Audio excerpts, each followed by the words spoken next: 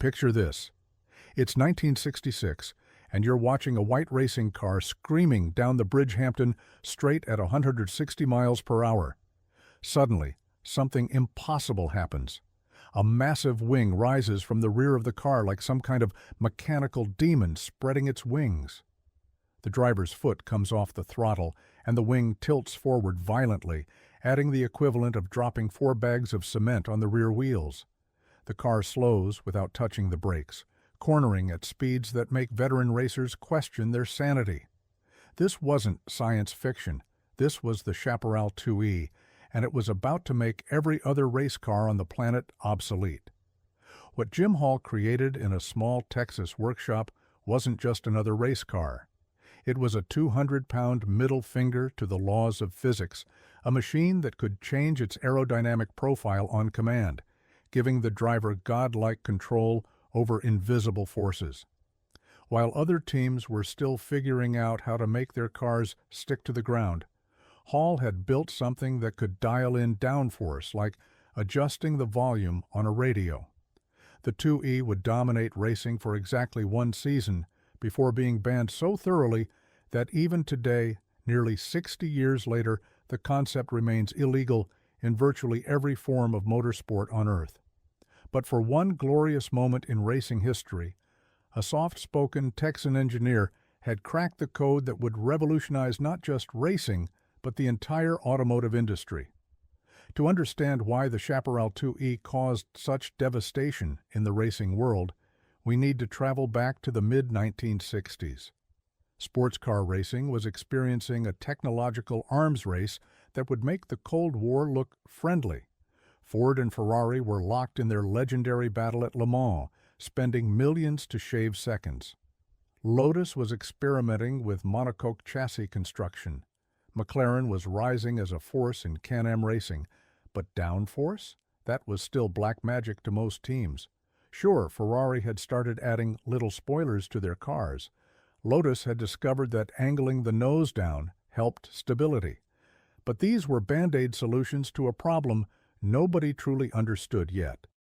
The science of aerodynamics in racing was in its infancy. Wind tunnels were for aircraft manufacturers, not race teams. Computational fluid dynamics wouldn't exist for another 2 decades. Most teams tested aerodynamic theories the expensive way, by crashing. The racing establishment in 1966 was dominated by cubic inches and tradition. The prevailing wisdom was simple: add more power, reduce weight, pray the driver was brave enough to use it all. Aerodynamics was something airplane people worried about. Racing was about horsepower, period. Meanwhile, in Midland, Texas, a place better known for oil derricks than racing innovation, Jim Hall was having different ideas. Hall wasn't your typical racing entrepreneur. He had a degree in mechanical engineering from Caltech, one of the most prestigious technical universities in America. He understood fluid dynamics. He grasped the relationship between pressure differentials and vertical force. Most importantly, he wasn't afraid to try something completely insane. Hall's company, Chaparral Cars, had already earned a reputation for unconventional thinking. They were the first to successfully race automatic transmissions in road racing. They pioneered the use of fiberglass monocoque construction when everyone else was still welding steel tubes. But what Hall was planning for 1966 would make those innovations look conservative. The problem Hall identified was elegantly simple.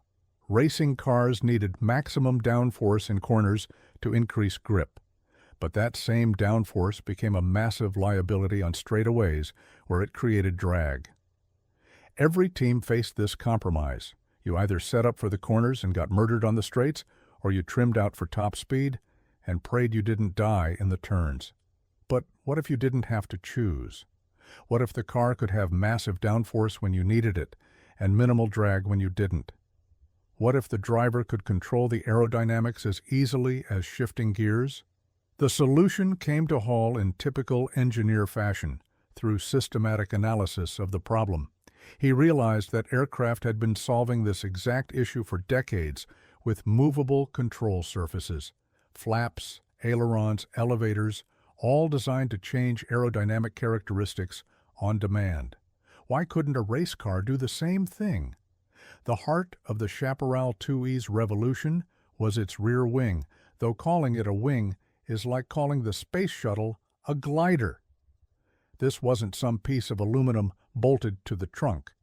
This was a carefully engineered aerodynamic system that would make NASA jealous.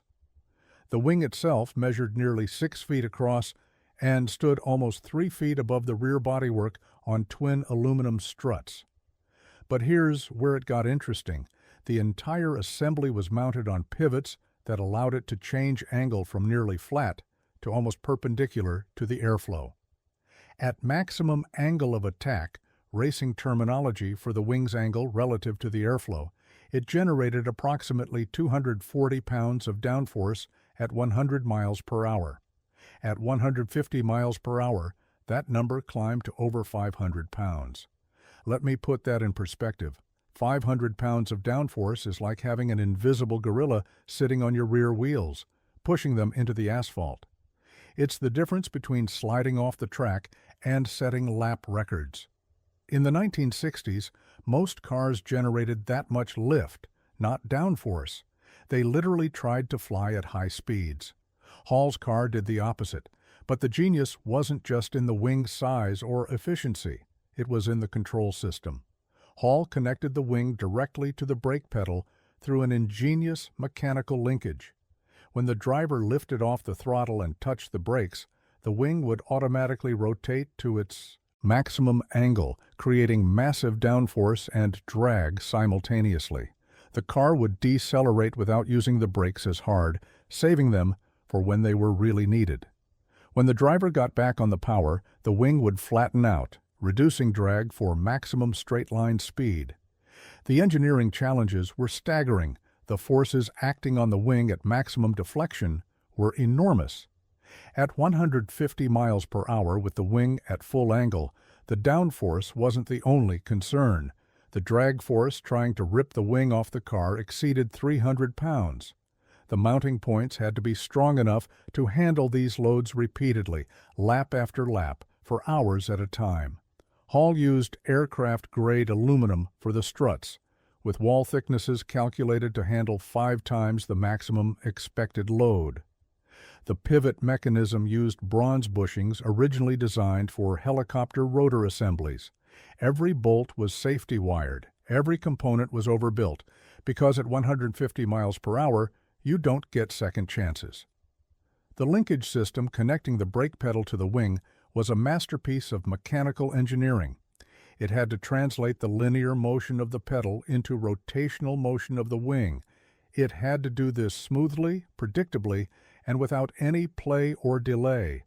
Hall used a series of bell cranks and push rods similar to aircraft control systems.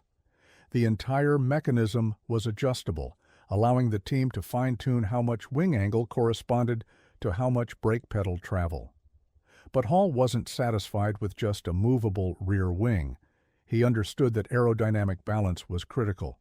If you suddenly add 500 pounds of downforce to the rear wheels without doing anything to the front, the car becomes dangerously unstable. The front end goes light, steering response disappears, and you're basically driving a guided missile. So the 2E also featured a subtle but crucial front aerodynamic element. The nose was shaped to create downforce, with carefully sculpted channels directing air under the car. As speeds increased, this created a low-pressure zone that sucked the front end down to the track. It wasn't adjustable like the rear wing, but it didn't need to be. The proportions were calculated to maintain aerodynamic balance throughout the speed range. Powering this aerodynamic laboratory was a Chevrolet 427 cubic-inch V8, because this was still 1960s American racing after all. But even here, Hall's engineering approach showed through. The engine was mounted at an angle, tilted 3 degrees to the right to offset the weight of the driver. It produced approximately 520 horsepower at 6,800 RPM, with torque peaks around 460 pound-feet at 5,200 RPM. The transmission was another Chaparral innovation, a 3-speed automatic that allowed the driver to keep both hands on the wheel at all times. While other drivers were wrestling with gear changes while trying to control 500 horsepower monsters, Hall's drivers could focus entirely on the racing line and that revolutionary wing control. The chassis itself was a semi-monocoque design using fiberglass and aluminum. Total weight came in at just under 1,650 pounds dry, remarkably light for a car carrying that massive wing assembly. The suspension used unequal length A-arms all around with coil-over shock absorbers. Spring rates were carefully calculated to handle the massive downforce loads without bottoming out. When Hall rolled out the 2E for its first test at Rattlesnake Raceway, his private track in Texas, even his own team thought he'd lost his mind. The wing looked ridiculous, like someone had bolted a barn door to the back of the car. Competitors who got wind of the design literally laughed.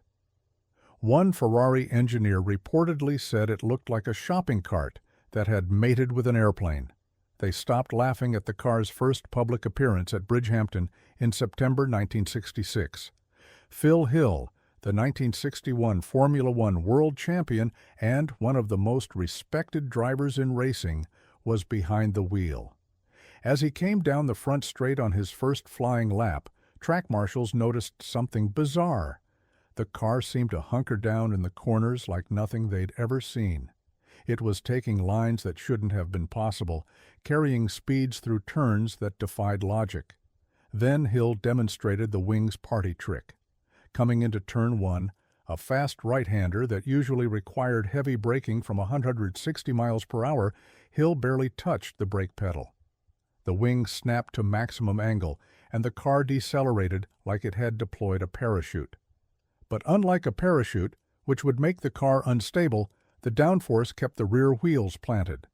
Hill carved through the corner at a speed that made other drivers radio their crews to ask what the hell was happening.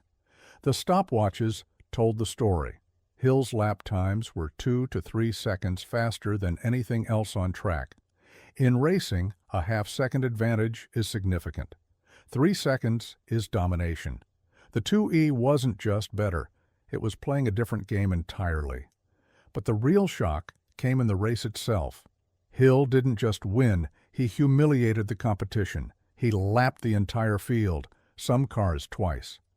The wing wasn't just providing better cornering speeds, it was fundamentally changing how the car could be driven. Brake zones were shorter, corner speeds were higher. Acceleration out of turns was improved because of the added traction. The 2E could do things that simply weren't possible with conventional aerodynamics. The racing world went into panic mode. Ferrari immediately started development of their own movable aerodynamic devices. McLaren began wind tunnel testing. Lotus designer Colin Chapman reportedly stayed up for 3 straight days sketching wing designs. Everyone suddenly understood that Hall hadn't just built a faster car, he'd made every existing race car obsolete overnight. The 2E's advantage wasn't just theoretical, it was measurable and devastating. Detail: at Laguna Seca, the car was clocked at 49 miles per hour faster through the corkscrew than the second fastest car. Think about that. Not 4.9 miles per hour, 49, through one of the most technical corner complexes in racing. That's not evolution. That's revolution. The data acquisition systems of the era were primitive by today's standards, but Hall had installed pressure sensors at various points on the car. The numbers they recorded were staggering. At maximum wing angle and 120 miles per hour, the rear wheels were experiencing the equivalent of 800 pounds of additional weight pressing them into the track. The car could generate nearly 1.4 G of lateral acceleration in high-speed corners, numbers that wouldn't become common in Formula One for another decade. But here's where the story gets really interesting. The 2E's dominance created an immediate philosophical crisis in racing. Was this still driving skill, or had it become an engineering exercise? Were races being won by brave drivers or clever aerodynamicists? The old guard was furious. Enzo Ferrari himself reportedly called the Movable-Wing a perversion of the sporting spirit. That's rich, coming from a man who'd spent millions trying to gain tiny advantages, but the sentiment was widespread. Racing had always been dangerous, requiring immense skill and courage. The 2E seemed to reduce the driver to a passenger in a computer-controlled missile. Other teams filed official protests. The regulations were scrutinized word by word. The problem was, Hall hadn't actually broken any rules. The rulebook said nothing about movable aerodynamic devices because nobody had imagined such a thing was possible. It would be like writing a rule against teleportation. Why bother when it's science fiction? The Can-Am series, where the 2E primarily competed, prided itself on having almost no regulations. The philosophy was simple: run what you brung. As long as it had 4 wheels and passed basic safety requirements, you could race it.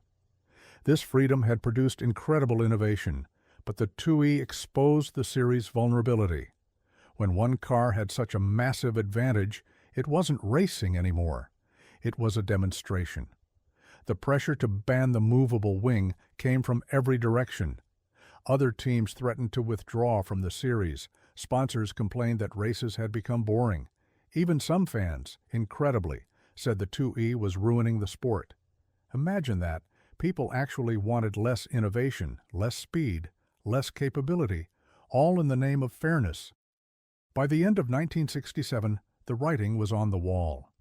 The FIA, Motorsport's international governing body, announced that movable aerodynamic devices would be banned from all sanctioned racing beginning in 1968. The specific language of the ban was clearly written with the 2E in mind. Any device which is capable of changing its aerodynamic characteristics while the car is in motion is prohibited. The SCCA followed suit for American racing. Can-Am held out briefly, but even they eventually capitulated. Within 18 months of its debut, the 2E's primary innovation was illegal worldwide. Hall had created something so effective that the entire racing establishment united to ban it. But you can't uninvent technology. The 2E had opened Pandora's box, and the demons of aerodynamic efficiency were loose in the racing world. The immediate impact was a complete reimagining of race car design.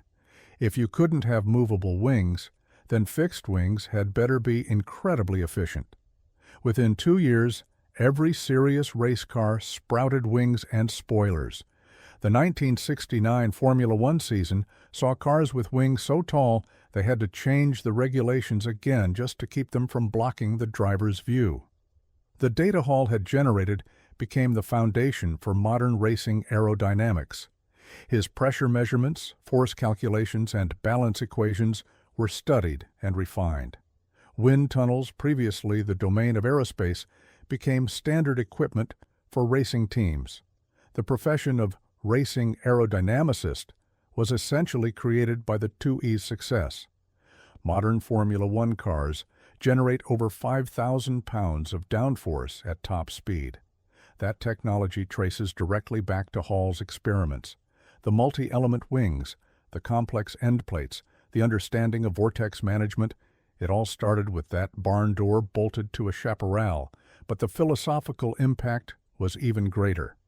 The 2E proved that racing had become an engineering discipline first and a driving challenge second. This shift fundamentally changed how teams operated. The romantic era of wealthy gentleman racers was over. You now needed aerospace engineers, computational specialists, and materials scientists to be competitive. The cost of racing exploded. When winning required wind tunnels, supercomputers, and PhD aerodynamicists, the price tag skyrocketed. The 2E didn't just change how cars were built, it changed who could afford to build them. The democratization of racing that existed in the 1960s died with the movable wing. Today, nearly 60 years later, the ban on movable aerodynamic devices remains one of the most universal regulations in motorsport. Formula One, NASCAR, IndyCar, sports car racing, they all prohibit it. The only exception is the DRS system in modern Formula One, which allows a tiny portion of the rear wing to open on straightaways. Even this limited system, which provides nowhere near the advantage of Hall's wing, remains controversial. The irony is delicious. Modern racing cars use millions of dollars of technology to achieve what Hall did with mechanical linkages and aluminum struts. Active suspension systems that cost more than entire 1960s racing teams tried to maintain aerodynamic balance. Computational fluid dynamics requiring supercomputers attempt to optimize what Hall figured out with slide rules and intuition. Consider modern Formula One's approach to aerodynamics. Teams employ hundreds of aerodynamicists. They run their wind tunnels 24/7, burning through millions of dollars in electricity alone. They simulate billions of data points to gain advantages measured in thousandths of a second. All because they can't do what Jim Hall did in 1966. Just move the wing when you need to. The technical legacy extends far beyond racing. The understanding of aerodynamic forces that Hall pioneered influences every modern performance car. When a Bugatti Chiron deploys its air brake at 250 miles per hour, it's using Hall's principle. When a McLaren P1 adjusts its rear wing for maximum downforce, it's following Hall's blueprint, just within the legal limitations. Even everyday cars benefit from Hall's work. That subtle lip spoiler on a Honda Civic Type R? It's generating downforce using principles Hall proved. The air dams and diffusers on modern SUVs that improve fuel economy?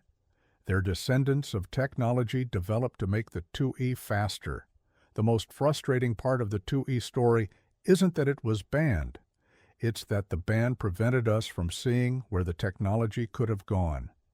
Hall had plans for the next evolution, a car with multiple movable surfaces, essentially a ground-bound airplane that could optimize its aerodynamics for every section of track. Imagine cars that could change their entire shape in real time, morphing from low-drag missiles on straights to high-downforce corners machines in turns. We got a tiny glimpse of this potential in the late 1970s with the Chaparral 2K Indy car, which featured a movable side pod that provided different aerodynamic configurations. It won the Indianapolis 500 before being banned. Hall just couldn't help himself. Every time regulations left a loophole, he exploited it with movable aerodynamics. The drivers who race the 2E describe it in almost mystical terms. Phil Hill said it was like driving with an invisible hand, pushing down on the car exactly when you needed it.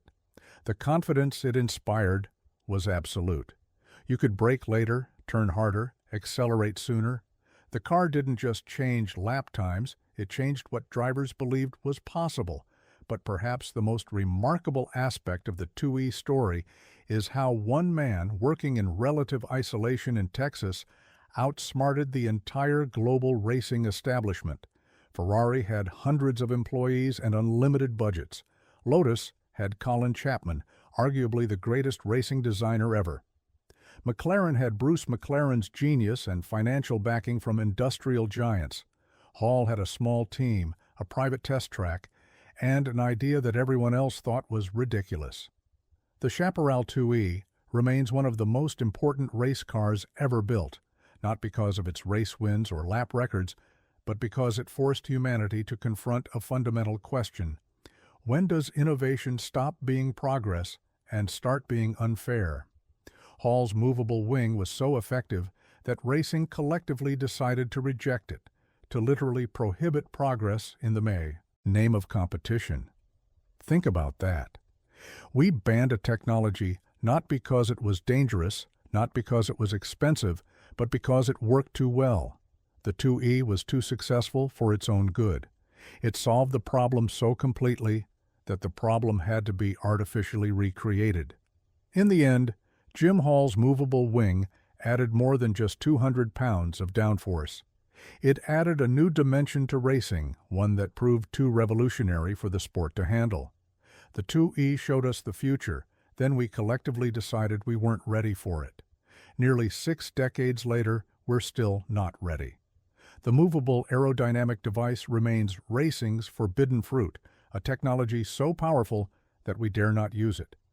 Every time you watch a modern race car dive into a corner at impossible speeds, remember that it's using a compromised version of Jim Hall's vision, those fixed wings generating thousands of pounds of downforce. They're the descendants of Hall's barn door, frozen in place by regulations written in fear of one man's genius. The Chaparral 2E didn't just change racing, it revealed racing's limits. Not the limits of speed or technology or human courage, but the limits of what we're willing to accept in the name of sport. Hall showed us what was possible, and we chose to make it impossible. That's the real legacy of the Movable-Wing, not the 200 pounds of downforce it added, but the questions it raised about innovation, fairness, and the price of progress. Questions that racing, and perhaps society itself, still struggles to answer. What's your take on racing's greatest banned innovation? Should movable aerodynamics make a comeback, or was banning it the right call? Drop your thoughts in the comments, and don't forget to subscribe for more stories of engineering brilliance that change the world.